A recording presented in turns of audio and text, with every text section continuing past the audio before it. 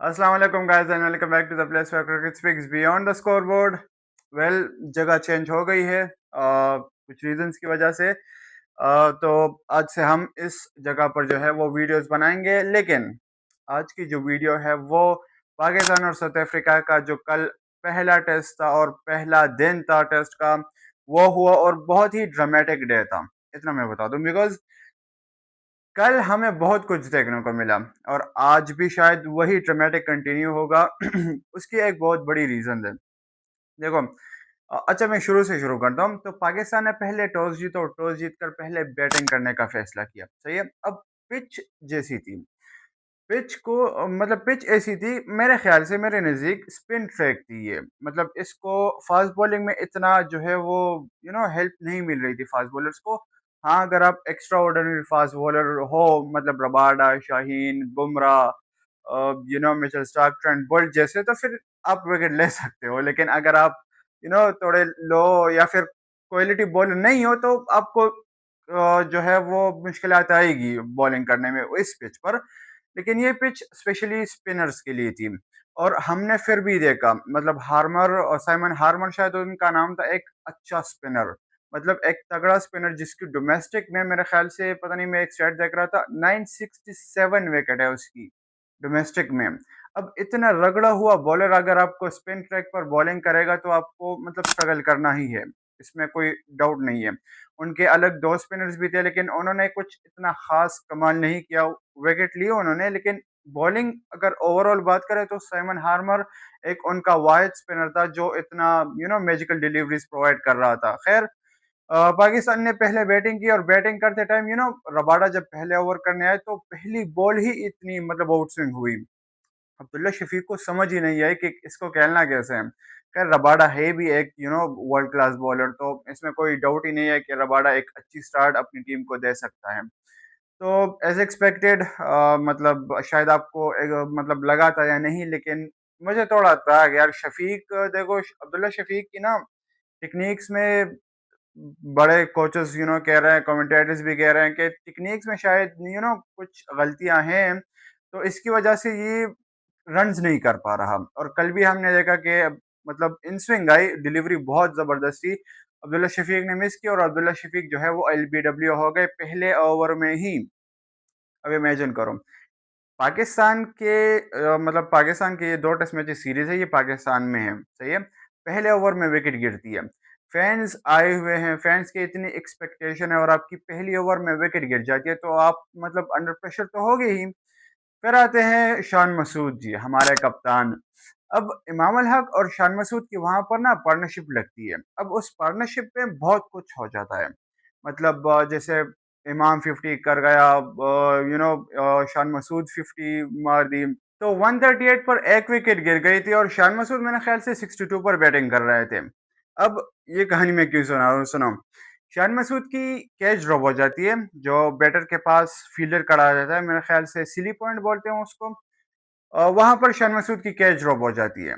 अब यूजुअली ये होता है कि कैच ड्रॉप होता है तो अपना क्राउड जो है वो मतलब खुश हो जाता है ना कि यार कैच ड्रॉप हुई, अच्छी बात है। पाकिस्तान भी अच्छी पोजीशन पर है, 138 रन से सिर्फ एक विकेट गिर गई है, दूसरी विकेट नहीं गिरनी चाहिए थी। लेकिन गेस व्हाट, अब रिप्ले में देखा गया कि यार पाकिस्तान के जो क्राउड्स है, मतलब जो आवाम आई हुई थी पीछे, उन्होंने सर पकड़ लिया कि कैच ड्रॉप हुई कैसे। मतलब वो लोग चाह रहे थे कि शान मसूद आउट हो जाए, उनको फर्क नहीं पड़ रहा था कि शान मसूद 62 पर बैटिंग कर रहा है, पाकिस्तान का स्कोर 138 है, उनको ये सबसे लेना देना नहीं था। कमेंटेटर्स भी ये कह रहे थे कि ये सब क्या हो रहा है, मतलब पाकिस्तान की क्राउड है, सही है, उनकी बैटर का कैच ड्रॉप हुआ है और ये नाखुश है कि कैच ड्रॉप हुआ क्यों।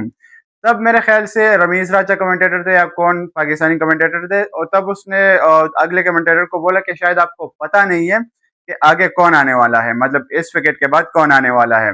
तब उन्होंने कहा I get it, I get it, I get it. तो शान मसूद की कैच ड्रॉप होती है। खैर, वो 62 पर कैच ड्रॉप हो जाती है। फिर वो 76 पर जो है वो आउट हो जाते हैं। अब शान मसूद की विकेट जब गिरती है तो बाबर आजम आ जाते हैं, मतलब क्राउड का शोर और ये सब, बाबर पे ऑलरेडी इतना प्रेशर है कि रन्स करने, बहुत टाइम से रन्स भी नहीं आए। इवन 50 भी मेरे ख्याल से, पता नहीं पिछले साल आई थी या उससे भी पिछले साल आई, पिछले साल मेरे ख्याल से आई थी। और सेंचुरी तो मेरे ख्याल से 2023 में आखिरी सेंचुरी मारी थी नेपाल के अगेंस्ट एशिया कप में। मेरे ख्याल से 2023 ओडीआई का एशिया कप था, वहां पर आखिरी सेंचुरी बाबर ने मारी थी। और अभी तक, आज तक बाबर ने उससे उसके बाद फिर अभी तक सेंचुरी नहीं मारी है। और ये एक कंसर्निंग पॉइंट भी है। बाबर जिस कैलिबर का प्लेयर है, उसको इतना अरसा नहीं लगना चाहिए था कि सेंचुरी ना मार पाए या मतलब स्ट्रगल करे रन करने में। बट खैर, हर एक प्लेयर पर बुरा टाइम आता है, लेकिन ये बुरा टाइम कुछ ज्यादा ही चल गया, तो बाबर को फिगर आउट करना ही पड़ेगा कि आगे क्या करना है। बिकॉज वो एक स्टार बन चुका था, और अगर इस तरह कंटिन्यू करेगा तो चीजें बिगड़ सकती हैं। अब बाबर और इमाम अल हक की थोड़ी सी ना थोड़ी क्रूशियल पार्टनरशिप लगी। आई मीन थोड़ी बहुत पार्टनरशिप लगी। बाबर ने 4 चौके मारे, इमाम अल हक ने छक्का मारा, 1-2 चौके मारे। इमाम अब 93 पे बैटिंग कर रहा है। कमेंटेटर्स को मैं सुन रहा था कि यार इमाम क्या करेगा, मतलब लॉन्ग ऑन जाएगा, लॉन्ग ऑफ जाएगा, कहाँ पर शॉट मारेगा, ताकि 6 मिनट्स रहते थे टी ब्रेक होने में। तो इमाम, तो कमेंटेटर्स ये चाह रहे थे कि इमाम टी ब्रेक से पहले सेंचुरी करे। अब कुदरत का निज़ाम, कुछ और ही प्लान्स थे। इमाम ने एज किया, मतलब बॉल हुई पता नहीं सुब्राइन थे या फिर मुतसामी थे, मेरे ख्याल से एक स्पिनर था।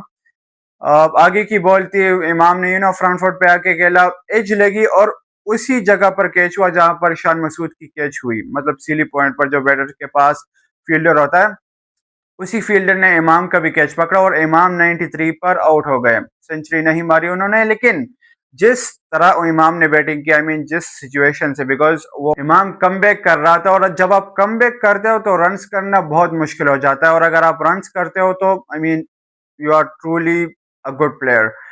अच्छा, इसके बाद फिर सऊद शकील आ जाते हैं। सऊद शकील फिर पहली बॉल पर ही आउट हो जाते हैं। अब सऊद शकील का पता नहीं क्या करने की कोशिश कर रहे थे, मतलब जस्ट क्रीज के अंदर ही खेलने की कोशिश कर रहे थे, लेकिन लीडिंग एज लगा और बॉलर ने जो है वो इजी कैच पकड़ा, मतलब कॉट एंड बॉल किया, बहुत ही इजी कैच पकड़ा था। खैर फिर टी ब्रेक हो गई। अब जब टी ब्रेक से बाद आए ना, तो बाबर खड़ा था, बाबर क्रीज पे था। अब बाबर के साथ ये प्रॉब्लम है कि जब वो खड़ा होता है और सेशन एंड हो जाता है या फिर डे स्टम्प हो जाता है और तब वो नट आउट हो जाता है, तो अगले दिन वो इस तरह से कंटिन्यू नहीं कर पाता जैसे वो पहले कर रहा होता है। बाबर के साथ ये बहुत अरसे तक प्रॉब्लम है। तो टी ब्रेक हुई, मतलब बाबर आजम आए, फिर बाबर भी आउट हो गए। और गेस व्हाट, 192 199 पर 2 आउट थे, सही है। इमाम अल हक आउट हो जाते हैं, फिर आपके सऊद शकील आउट हो जाते हैं और बाबर आजम भी आउट हो जाते हैं, तो आपके 199 पर 5 आउट हो जाते हैं। तो पाकिस्तान बहुत स्ट्रगल कर रही थी कि यार वन, मतलब एक रन नहीं हुआ था और आपके 3 विकेट गिर चुके थे। मतलब इतने बुरे हाल आ चुके थे, एक मिनी कोलैप्स हमें देखने को मिला था। लेकिन शुक्र है फिर मोहम्मद रिजवान और सलमान अली आगा के उनकी पार्टनरशिप लगी। और जिस तरह से पार्टनरशिप लगी वो मैं बता देता हूँ। उन्होंने स्पिन को टैकल करने के लिए एक स्वीप शॉट जो है, मतलब एक कहा जाता है कि स्वीप शॉट जो है वो स्पिनर्स की कमर तोड़ देता है। मतलब स्वीप शॉट, अगर आपको स्पिनर को टैकल करना है तो आपके पास स्वीप शॉट होनी ही चाहिए, जो कि बाबर के पास नहीं है। और मेरे ख्याल से तभी वो स्पिन के अगेंस्ट इतना स्ट्रगल करते हैं। खैर, रिजवान और सलमान अली आगा के पास ये स्वीप शॉट थी, उन्होंने डोमिनेट किया। रिजवान ने मेरे ख्याल से 62 रन बनाए, अभी भी नट आउट है। सलमान अली आगा भी 52 पे खड़े हुए हैं।